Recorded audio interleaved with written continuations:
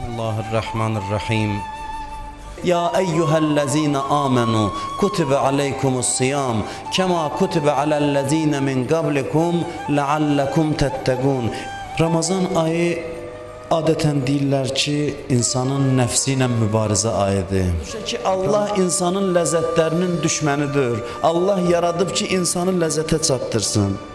Sadəcə ləzzətə çatmaq üçün müəyyən əziyyətlər olmalıdır. Ona görə ki, o yolun qaydası belədir.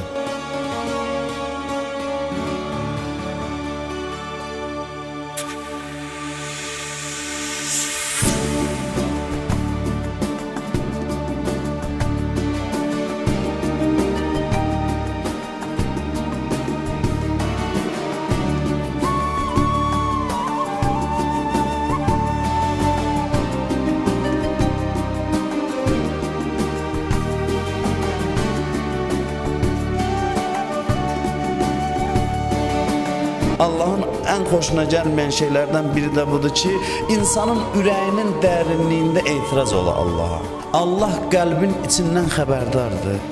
Dünya ləzzətləri ilə bütün vücudu dolduracaqsansa, mənəvi ləzzətlərə yer qalmayacaq. Məni yaradıblar neymətə çatmaq üçün. Sadəcə neymətə çatmaq yolunun özünün müəyyən çətinlikləri var, əziyyətləri var.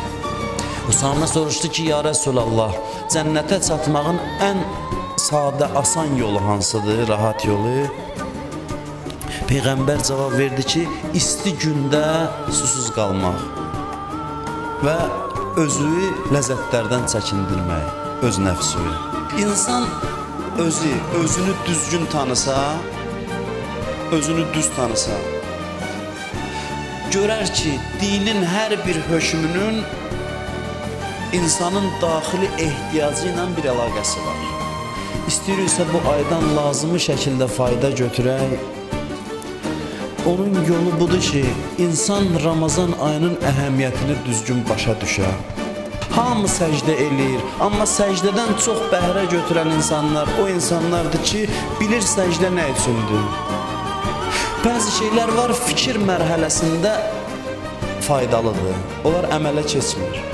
İbadətin çoxluğundan mühüm budur ki, insan bilən neyniyir. Allah eləməsin biz o adamlardan olaq ki, oruc gələ-gedə əlimizdə qalan neçə gün ac qalmaq olar, neçə gün susuz qalmaq olar. Odur ki, orucu tanıyaq, oruc nə üçündür onu başa düşək və o zaman oruc bizlər üçün faydalı olacaq. Buyurur, Qədr gecəsi 1000 aydan daha xeyirlidir. Kimi gələn il nə gözləyir, bu gecə müəyyən olunur. İndi bizim gözümüzün önündən pərdə çəkilsə, bəlkə də bu məclisdə insanlardan çox mələklər var, gəliblər möminləri ziyarət eləsinlər, onlara salam verirlər, onların dualarına amin deyirlər. Ümid elə bu gecə ümid elə ki, Allah məni bağışlayacaq.